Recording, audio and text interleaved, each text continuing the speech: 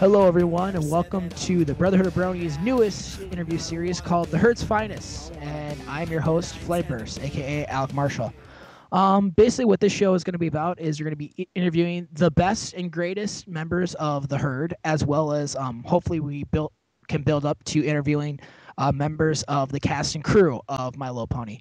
So today we have a very special guest. We talked about him in numerous episodes, and I'm really excited to have him on. We have the My Little Pony Fix-This guy, also known as Stephen Thomas. Steve, how you doing? Doing good. All right. Well, thanks for coming on to the interview. You're kind of a hard guy to track down. Well, I mean, you could always just message me on my YouTube account, but you know, uh, Your last login was like 3 months ago. oh well, yeah. I mean, I stopped using my main account, but I started using a new one. So I mean, like, you could always contact me on either one. But yeah, like my latest video, I just announced that I'm not going to be making videos on that account anymore, and I switched to another one. Okay. Yeah. And then there's also your Twitter, too, if you want to throw that out there for people. Oh yeah. My Twitter account is BeetleDude64, just like my username. So, you know. All right. All right. So, Steve, why don't we kick this off? Why don't you give us a brief little bio of yourself? Like, who are you exactly? Where are you All from? right. All that kind of stuff. Well, you all know now I'm Stephen Thomas. I'm 19 years old. I'm from Claremont, California, nearby Los Angeles. I'm currently a student at Cal Poly Pomona, majoring in mechanical engineering, and so I mean this is my first year at college, and that video was in my last year of high school. So it's kind of a switch to college, which is really pretty cool. But nothing much else besides that. I mean, I mostly a student. I don't do a lot besides go to school, go on the internet. But I there's a few other things too that I do. But for the most part, yeah, just like a student. Okay. And then, so you don't have like a part-time job or anything like that? No, no job, not Okay. yet. All right. Do you have any other like big hobbies outside of being a brony? uh, well, every now and then I go out and ride my bike and stuff. I guess. I mean, I go outside every now and then. Um, Yeah, I I went outside once. The gameplay was all right, but the graphics were all right, but the gameplay was terrible. um, I also play the piano a little bit. I mean, not like anything good. I'm just very amateurish with it, but I mean, I guess you could say I'm trying to learn, but that's all I really do, I guess, besides go to school and go on the computer and sleep. Eat, sleep, And eat, ponies, repeat. pretty much. All right. So let's move on to the video. And I know I've mentioned this in future podcasts, but I just want to tell you this straight up that your little physics video was probably the reason I became a brony. So I just got to say, like, thank you for doing it in such a professional manner too. You took such a topic that everyone thought at first was going to be a huge joke, but you actually did a really nice job on it. So thank you for inspiring bronies around the world. Oh, well, I mean, I'm just glad that not everyone hated it or something. I mean, I know that there's a lot of people have told me that there's presentations on YouTube, other ones. I mean, there were already some before I did this, but I mean, there's a lot of presentations on YouTube that some say like, oh, I didn't like those, but yours was the best, or like you pulled it off better than the other ones. I mean, I'm not trying to, brag or I guess toot my own horn, but it's just what a lot of people have told me, and so I mean, I try to do it as best as possible because I know it's kind of a iffy subject for a school presentation. Yeah, and we'll get on to that in a little bit later. But also, I guess like the only presentations I've seen, they were just like ones explaining the show, and it's like I think given any other like class, like a physics class, that was definitely, or I'm assuming it was a physics class or a physics presentation was a really good way of doing it. Because like the other ones I've seen, they're just like, oh, I'm going to talk to you today about My Little Pony. They just like describe the show and the dynamics and stuff, and it's like, Yeah, Like I even as mean, a brony, I'm bored to death. It's just like, oh my god.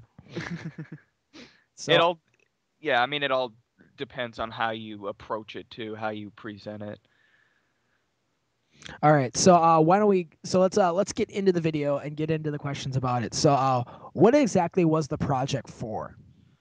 Well, we just had to get any movie or TV show, and we just had to find three things in it that were rather physically impossible or physically possible, and then use physics and math to disprove it or show that it's correct and accurate.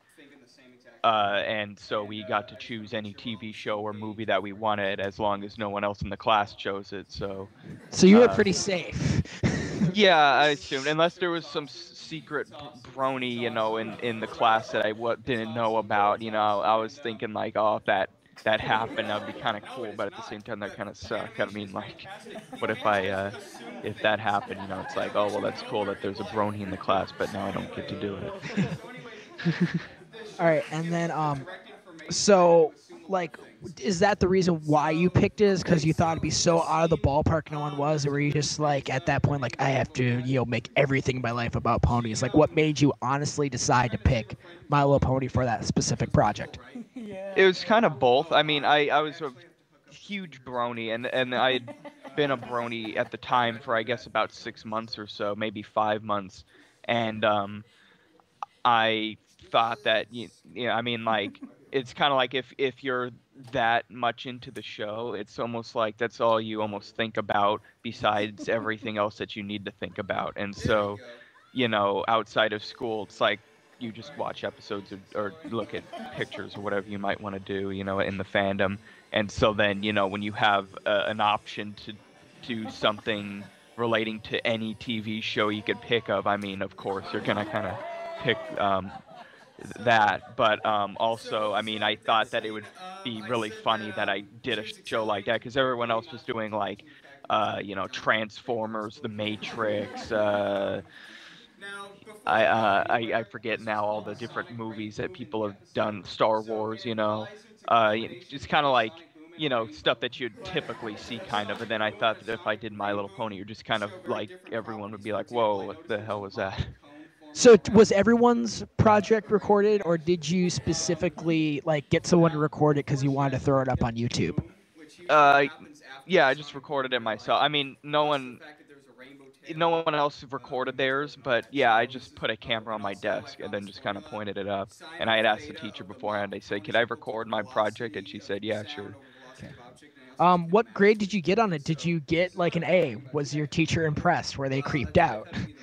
Oh, my teacher loved it. She at first I got 100%. It was a 16 out of 16, and so then, but then later on, what the teacher did is that she made the score out of 30 and then doubled whatever your points were. So then it was 32 out of 30, which is some number above 100% that I can't do in my head. But uh, yeah, I mean, it was a really good score, and the teacher really did love it. She made unfortunately, I can't find it anymore. I don't know what happened to it, but there was the grade sheet that she gave back to me, and she wrote a really nice note about like how good it was, and she actually wanted me to send her a copy of that project so that she could use it for future examples.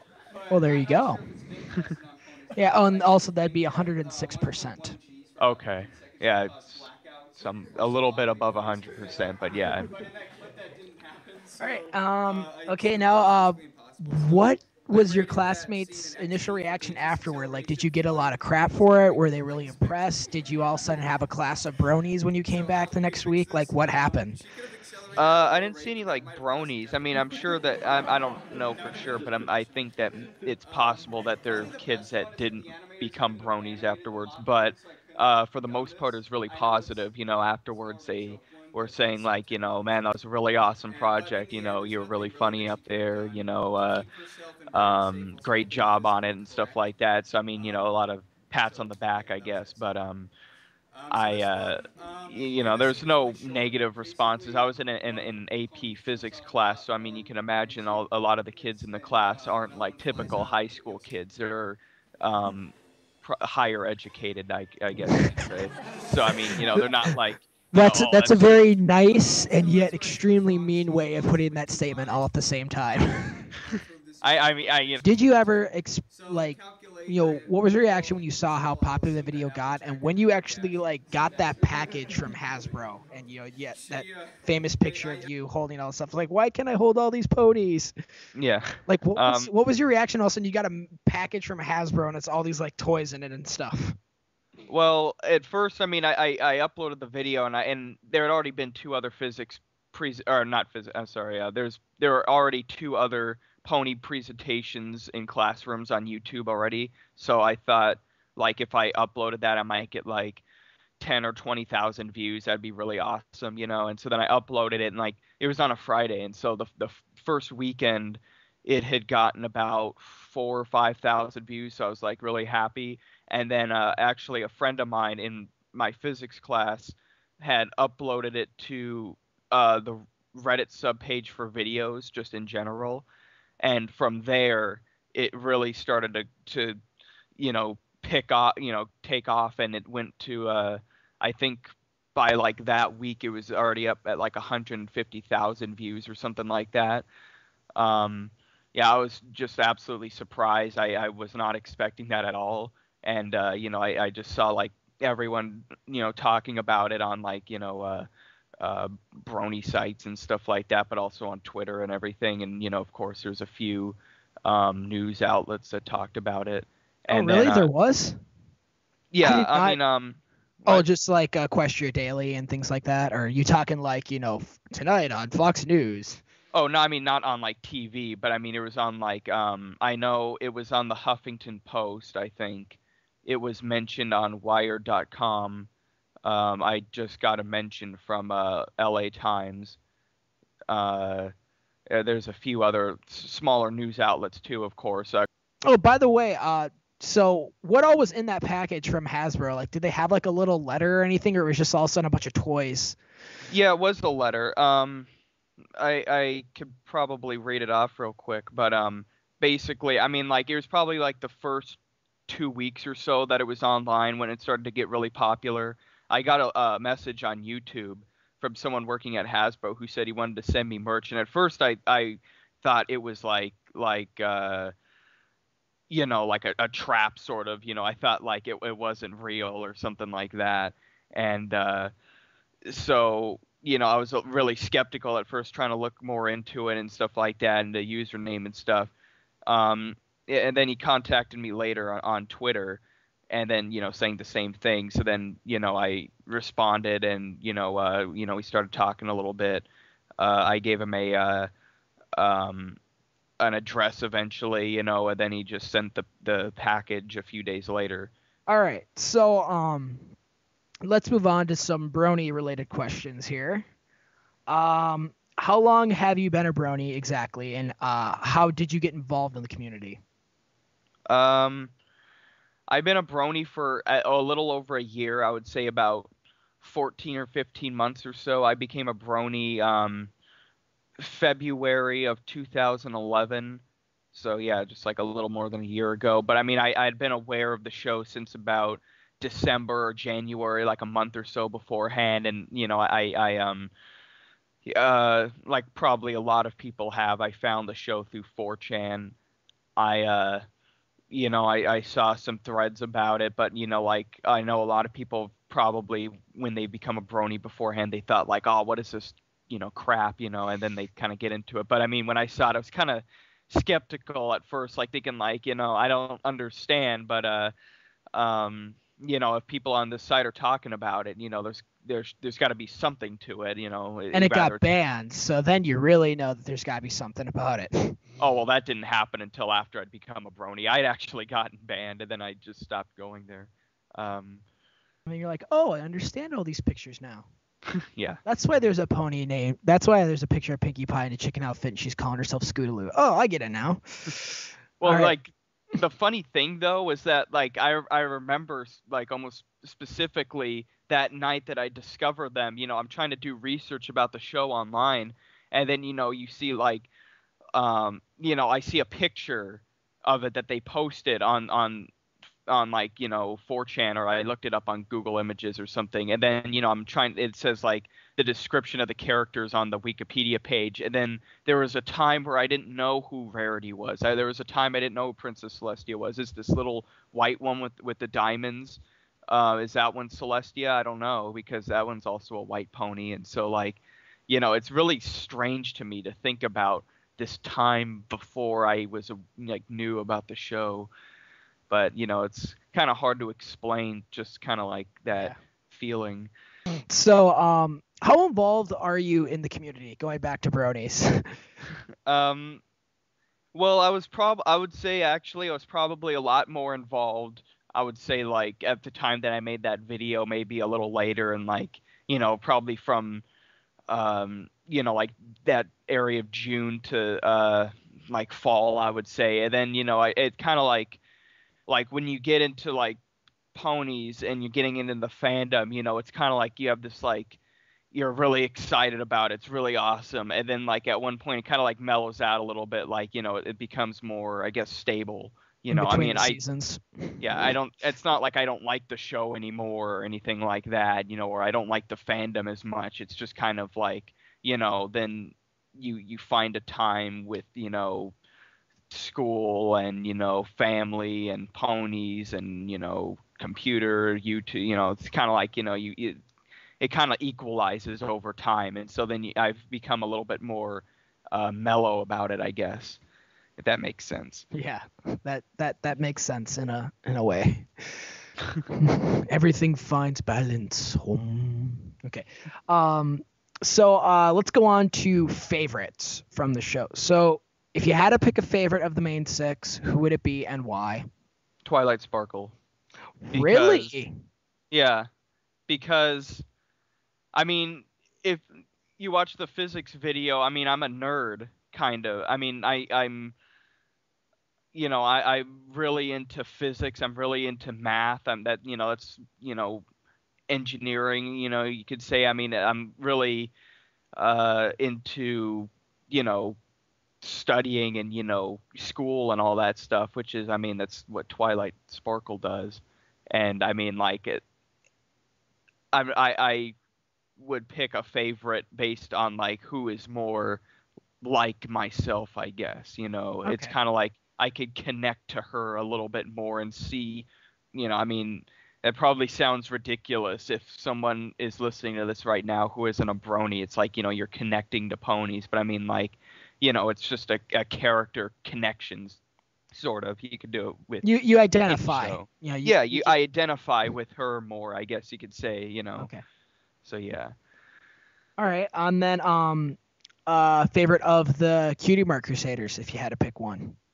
If I had to pick one, I would say probably Scootaloo, I guess. Even though she can't fly. I don't care if she can fly.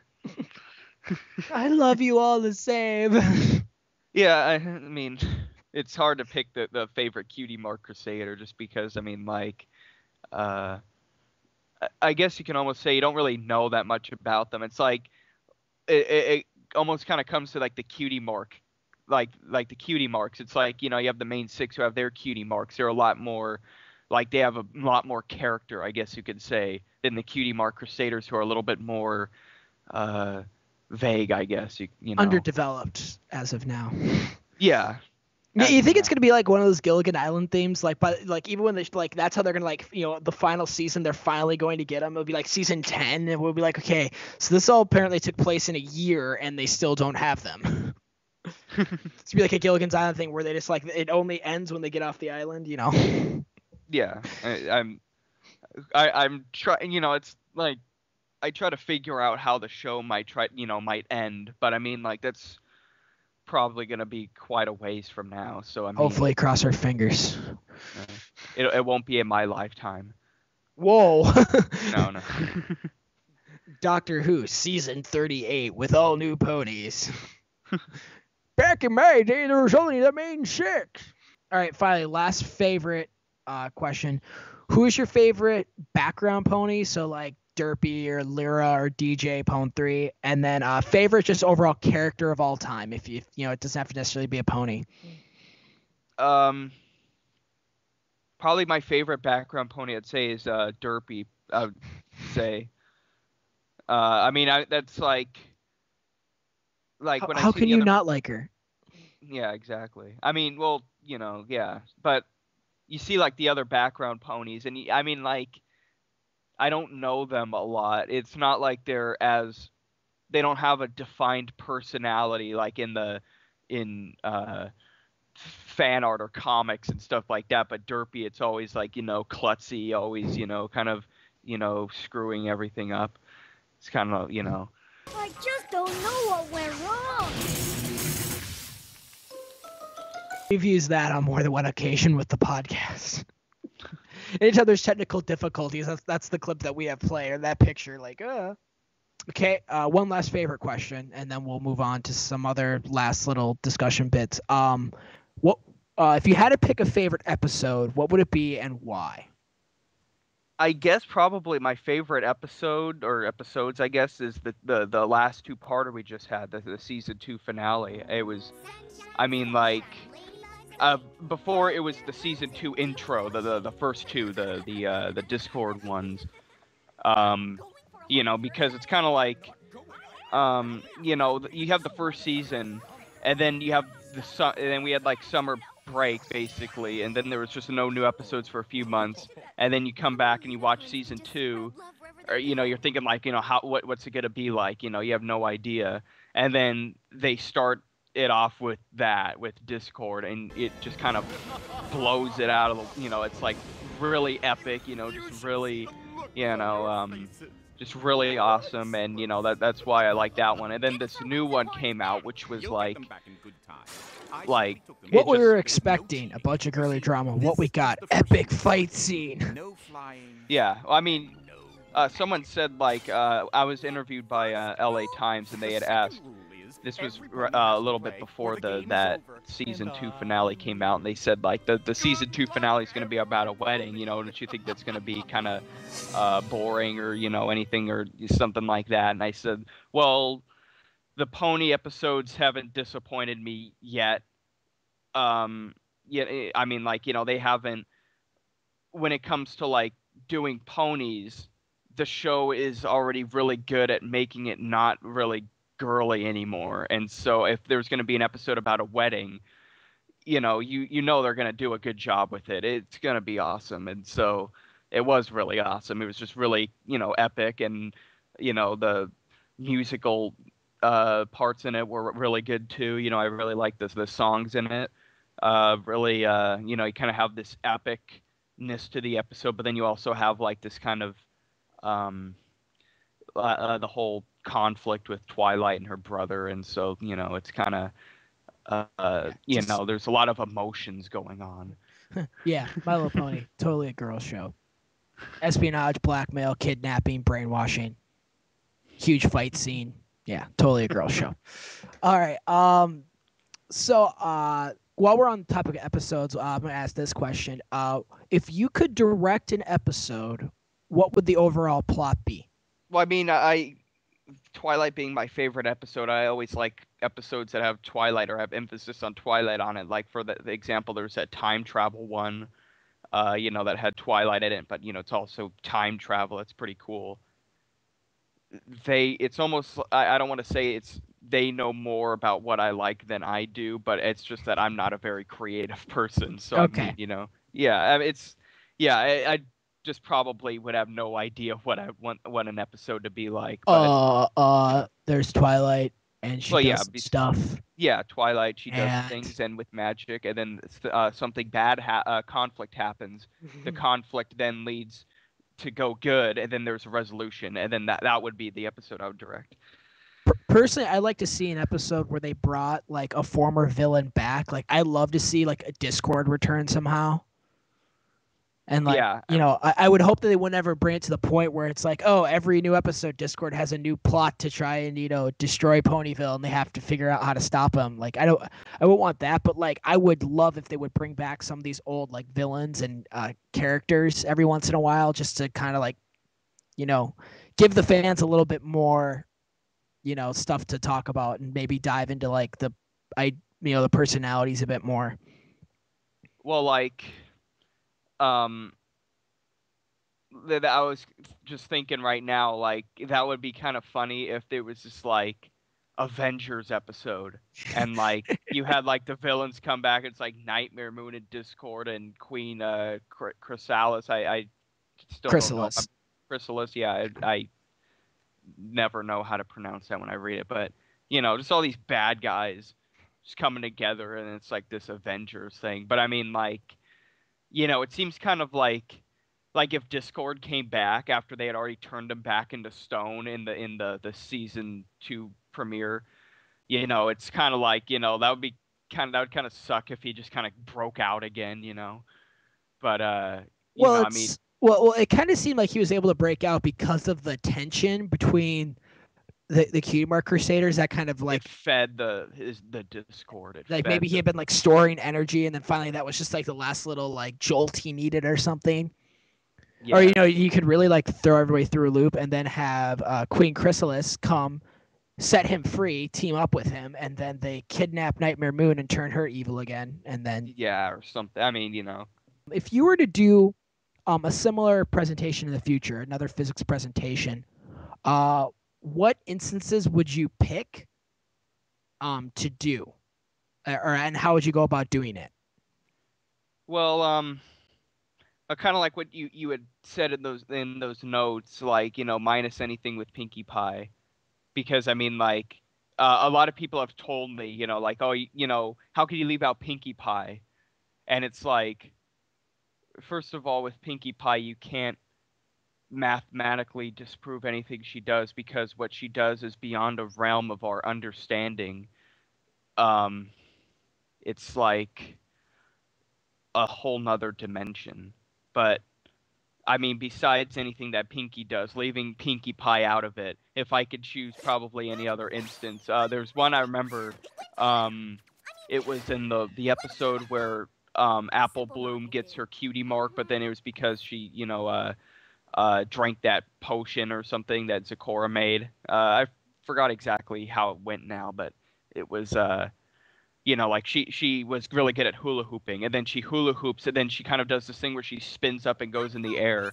I would probably, argue that, you can't simply do that because the hula hoop isn't specifically shaped for lift, and you can't do that with a hoop. You need a propeller. All this other, bring in lift and stuff. So that's one. Yeah, Well, two. yeah, that's two more. I'd probably somehow go through like time travel or something. I mean, when you go into time travel, that's almost like quantum physics. You're kind of like going into like, you know, uh, like you'd have to argue that, in order to go back in time, Twilight would have to have negative mass, because mass can only go. Well, I know. I think that's, yeah. I mean, like, I'd have to really look more into like, science of time traveling and stuff. Exactly. That's basically prove, and then like go into like all the paradoxes and stuff. Like, I remember when I was watching that episode, I noticed that Twilight had said to her past self that the time travel spells are in the Star Swirl and Bearded Wing or whatever. And so then she goes there, and then she goes back in time to tell past Twilight. So it's like, how did she actually figure that out? There's a time paradox there. Yeah. So I mean, like, go more into like that and stuff like that. Probably that would be one. That'd be a heck of an explanation. I think you just like that's definitely for like a college level course, because everyone else just be like, she just uses magic, and magic is not real. That'd be my explanation. Okay, Yeah. time travel. Twilight's Yep. magic. Magic's not real. Okay, next subject. Yeah, magic can't happen. And then a lot of people, I remember in the video, like people have commented saying like, how could you say that magic isn't physically possible if magic is just like what we don't know about science, and stuff like that. It's like, yeah, I'm talking about magic as in like, unicorns making spells. I don't think that could happen I mean, like, maybe in some universe, and you had some sort of scientific explanation for it, like a rush of air molecules making things. I don't know. It, mad. I don't know how to disprove something that isn't real. That, to our knowledge, because who knows? I don't think you can do that. Yeah, who knows? There could be a bunch of witches and wizards out there, like a Harry Potter type deal, and they're just hidden from the rest of us. Okay, well here I kind of mentioned this for you, but for our viewers, they probably don't know, but there was your video was actually used as part of a research for another YouTube series, the Death Battle series. What did you think of when you saw that? When all of a sudden you saw, your video being used as like a reference point, basically. Well, like, people had told me beforehand, like, someone had said, hey, you're in this Death Battle video, and then I'm like, oh, so I click on it and I watch it. So, I mean, like, I was already expecting that I would be in there, but, I mean, it was kind of a fun surprise, I guess, just to see that, they put my video in there and, actually trying to get that science that I used and, put that in that video, which is, pretty funny. Rainbow Dash beating up Starscream.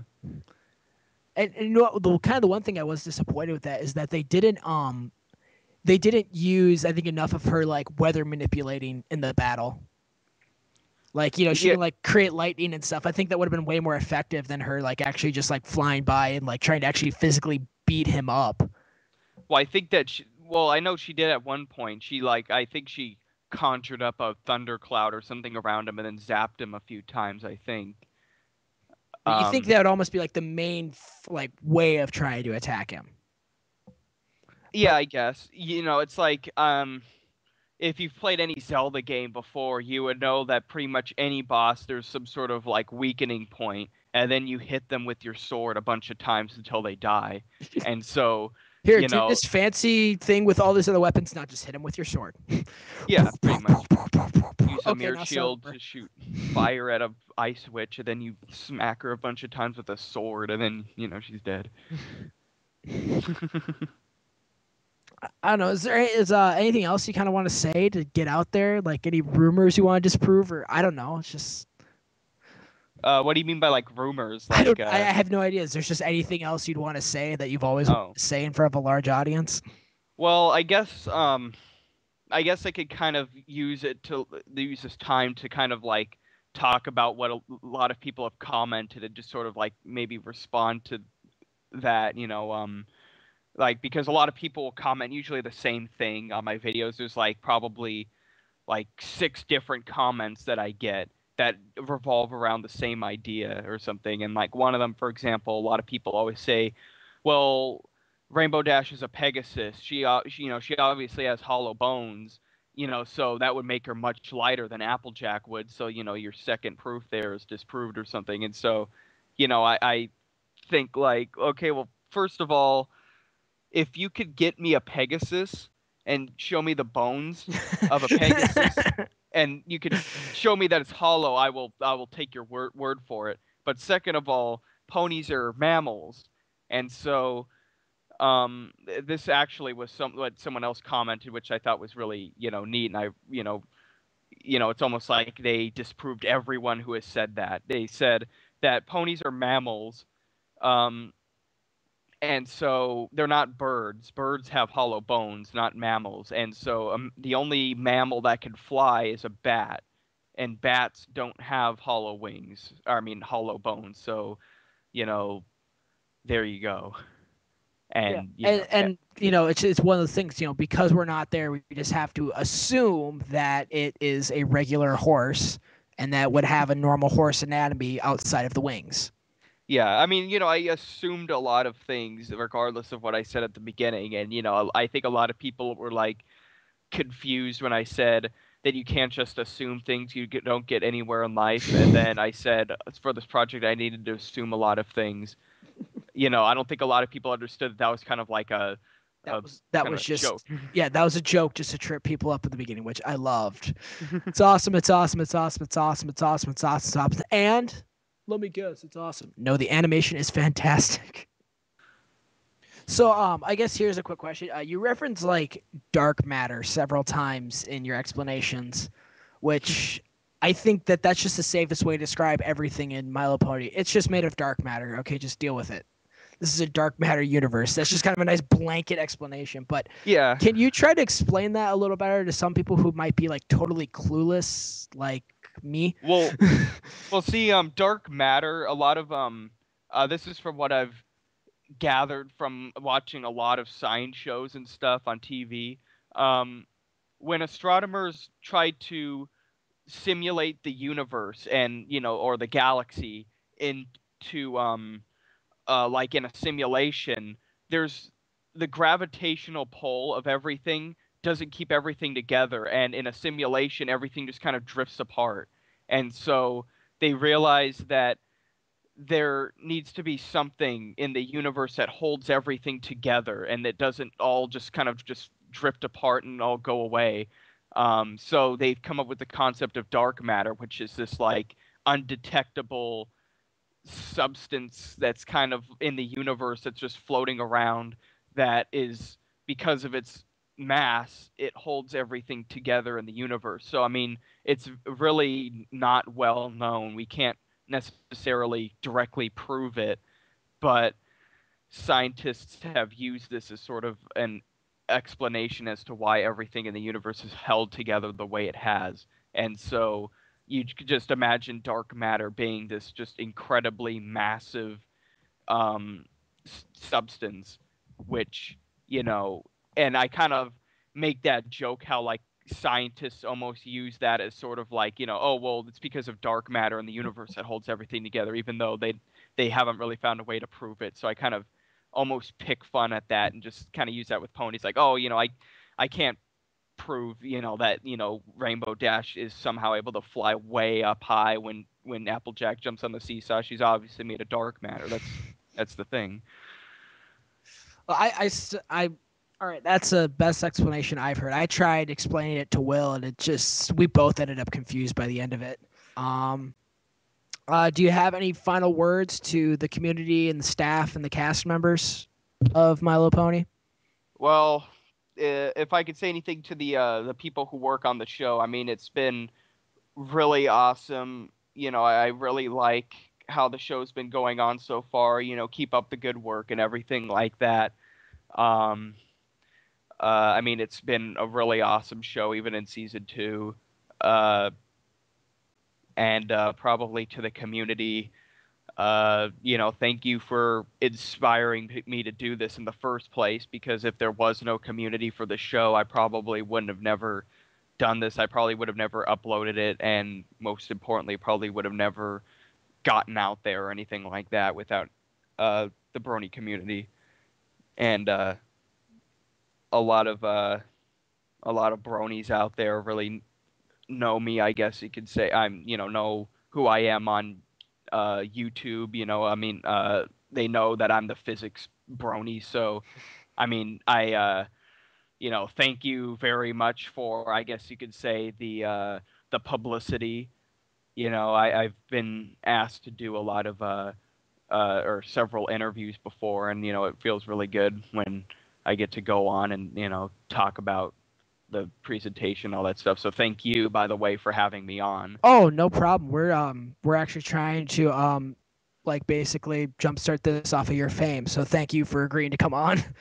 Because like we're not well out there yet, but we're trying to get more community involvement. I think especially in these downtimes, like that's when like community involvement, community projects are the most important. All right. Well, thanks again for coming on. We appreciate it, and just keep doing what you're doing, man. It's keep on inspiring bronies everywhere. So for the Herd's Finest, I am Flameburst, and again, our special guest today, Stephen Thomas. Stephen, thanks for coming on. All right, and thank you for having me on. All right, and for the Brotherhood of Bronies podcast, this is Flameburst signing off.